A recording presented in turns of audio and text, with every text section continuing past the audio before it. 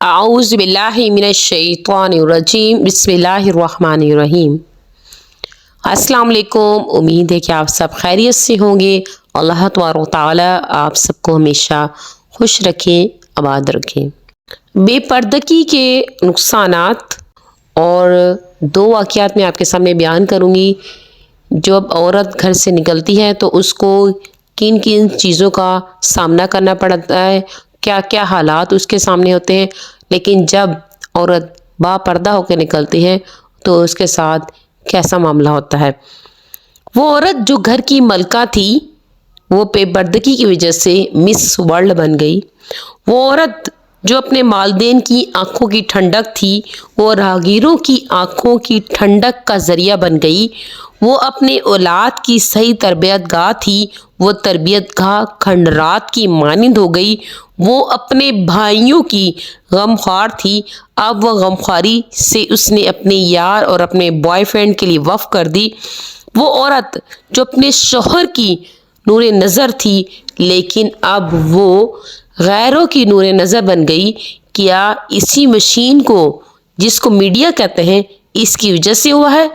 हाँ जी, अगरचे इसमें बातों के ज़रिए इन अमाल की तरगीब नहीं दी गई, लेकिन ऐसे ड्रामे और ऐसी फ़िल्में बनाई जाएगी, ये ऐसी फ़िल्में पेश की गई जिसमें ऐसी एक्टिंग और ऐसे सीन दिखाए गए जो नादानों के लिए तरगीब से कहीं ज़्यादा असरअंदाज होते रहे। एक वक्त आया कि बाप ने अपनी बेटियों के लिए पर्दे को ख़त्म कर दिया। अब बेटी बेपर्दा घर से निकली तो क्या औरत का घर से निकलना मना है? जी हाँ, कुरान पाक ने 22वें पारे के पहले सफ़े पर हमारी माओं, बहनों, बेटियों और बहनों को घर में रहने का हुक्म फरमाया और फरमाया कि तुम अपने घरों में ठहरी रहो, जहलियत उला की तरह अपने आप को जाहिर करती ना फिरो। एक वक्त ये आ पहुंचा है कि औरत बेपर्दा चुस्त लिबास में बाहर निकलेगी और सिर्फ चुस्त लिबास ही नहीं, वो दुपट्टे का एहतमाम भी छोड़ दिया जाएगा। सिर्फ गले में डालने पर इत्तफा किया जाएगा, जिसकी वजह से वो आज़ा पर जिनका गैर महरम के सामने ज़ाहिर करना नाजायज़ है वो आज़ा ज़ाहिर हो जाएंगे।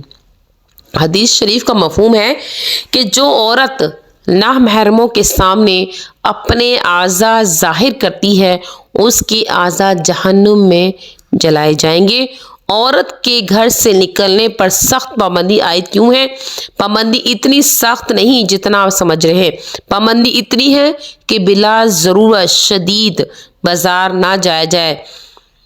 ज़रूरत के वक्त अगर जाना भी पड़े तो अपने आप को मुकम्मल तौर पर पर्दे में रखें।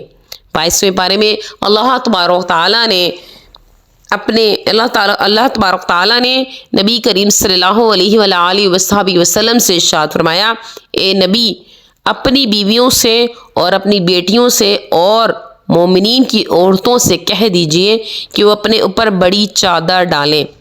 इब्न कसीर बड़े मुफस्सर हैं, वो फरमाते हैं अपने आप को इस हद तक छुपा लें कि एक आँख नज़र आए। मज़ीद पाबंदी यह है कि किसी नामहरम या अपने शौहर या भाई वगैरह के दोस्तों से बिला ज़रूरत शदीद गुफ्तगू ना करें। अगर गुफ्तगू करना भी पड़े तो पर्दे के पीछे। जैसा कि 22वें पारे में हुक्म फरमाया है, ये जब तुम इनसे पूछो तो पर्दे के पीछे से पूछो। याद रखिए कुरान में अब कोई रद्दो बदल नहीं हो सकता। वही हमारी तरक्की का ज़ामिन है, वही हिदायत के लिए है। आप ख़त्म हो जाएंगे लेकिन कुरान के अहकामात ता क़यामत उम्मत के लिए उतारे गए हैं, जिसमें कोई अब रद्दो बदल नहीं होगा, ना ही हो सकता है। बस अब तो हिदायत के लिए कुरान ही काफ़ी और शाफी है। हमारे हिदायत हासिल न करने से किसी का नुकसान नहीं बल्कि अपनी ज़ात का नुकसान है। अल्लाह ने हिदायत के फ़वाइद बयान कर दिए हैं और गुमराही और गुमराह अफराद का तस्करा और उसके असबाब भी किताबुल मुमीन में वाज़ा तौर पर बयान कर दिए हैं। अब अक्लमंद इबरत हासिल कर लें। बाज़ ख़वातीन कह देती हैं, अरे हम तो नमाज की पाबंदी, रोज़े की भी पाबंदी कर रहे हैं, तो अगर हम पर्दा ना करें तो क्या हुआ? अल्लाह बड़ा गफूरुर रहीम है, माफ़ कर देगा। پہلی بات تو یہ ہے کہ معافی اس چیز کے لیے ہوا کرتی ہے جو غلط اور گناہ ہو تو گویا آپ نے اس بات کو تسلیم کر لیا کہ یہ گناہ ہے اور حقیقت میں بے پردگی کبیرہ گناہ ہے، لہٰذا جو اللہ معاف کرنے پر قادر ہے وہ اس پر آپ کی گرفت اور پکڑ نہیں کر سکتا۔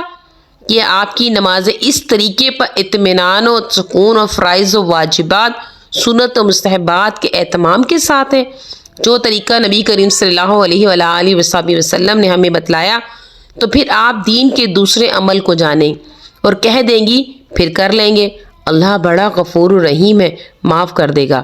یہ تو بڑی عجیب باتیں ہیں۔ ان باتوں کا نہ تو ہمارے ابو نے ہمیں بتایا، نہ بھائی نے، نہ شوہر نے، اور نہ ہی بیٹے نے۔ تو آخر گناہ کس کے سر پر ہوگا؟ گناہ ہر اس شخص کے سر پر ہوگا جو ذمہ دار ہے، جس کی طاقت ہے کہ وہ اپنی بہن، اپنی ماں، اپنی بیٹی یا بہو کو گناہوں سے بچانا ہے۔ تو رسول اللہ صلی اللہ علیہ وآلہ وسلم نے ارشاد فرمایا، ایک عورت کو جہنم میں ڈالا جانے لگا تو وہ اللہ سے کہے گی، اے اللہ، مجھے میرے والد نے دین کی ضروری باتیں نہیں بتلائیں۔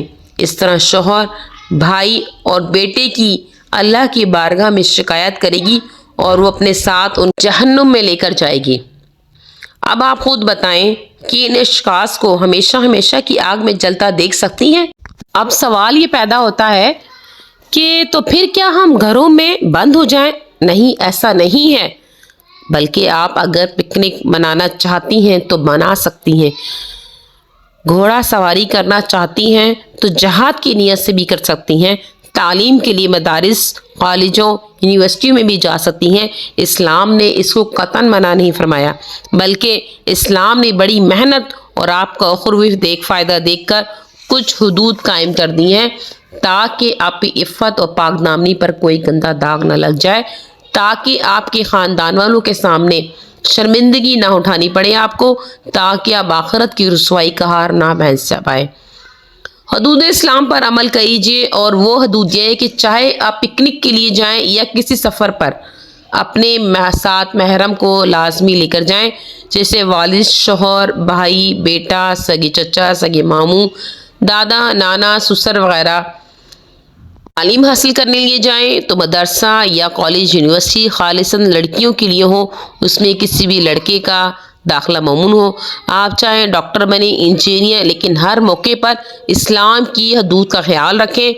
ہم پردہ تو کر رہے ہیں لیکن ہمارے ابو، شوہر وغیرہ منع کرتے ہیں، تو ان کا کیا کیا جائے؟ ان کا جواب یہ ہے کہ کبھی آپ کے ساتھ ایسا بھی ہوا ہوگا کہ آپ کوئی کام نہیں کرنا چاہتی، لیکن یہ حضرات اس کام کی کرنے پر زور دیتے ہیں، لیکن آپ نہیں کرتی، لہٰذا شریعت کے حکم میں بھی آپ آڑ سکتی ہیں۔ یہی نبی کریم صلی اللہ علیہ وآلہ وسلم نے ارشاد فرمایا، اللہ کی نافرمانی میں کسی مخلوق کی اطاعت قطعاً جائز نہیں۔ ہاں، جہاں شریعت والدین اور شوہر کی اطاعت کا حکم دیتی ہے وہ ان باتوں میں ہے جو شریعت کے احکامات سے ٹکراتی نہیں ہیں، ان کے مخالف نہیں ہیں۔ اللہ ہماری ماں بہنوں کو صحیح ہدایت سے نوازے، آمین۔ ایک واقعے کو 20 سال کا عرصہ بیت چکا تھا، اور وہ اس کے بارے میں وہ بتاتی ہیں کہ 20 سال گزر چکے ہیں، لیکن ایک بوڑھی عورت کی آواز میرے کانوں میں ایسے گونجتی ہے کہ میرے ہوش اڑا دیتی ہے۔ یہ واقعہ ایک ایسی لڑکی کا ہے، وہ کہتی ہے کہ آج اس واقعے گزرے ہوئے 20 سال گزر گئے، لیکن اس واقعے نے میرے رونگٹے کھڑے کر دیے۔ وہ کہتی ہے کہ آج اس واقعے گزرے 20 سال ہو گئے ہیں، لیکن اس کے نشق روز اول کی طرح تازہ ہے۔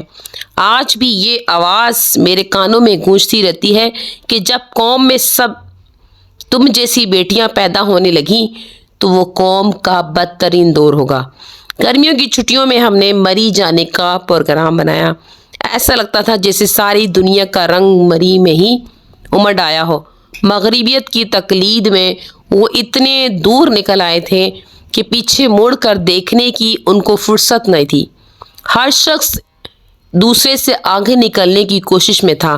خواتین نے ایسے لباس پہنے ہوئے تھے کہ نفسانیت خود اپنے آپ پر شرما رہی تھی۔ میں بھی اس دوڑ میں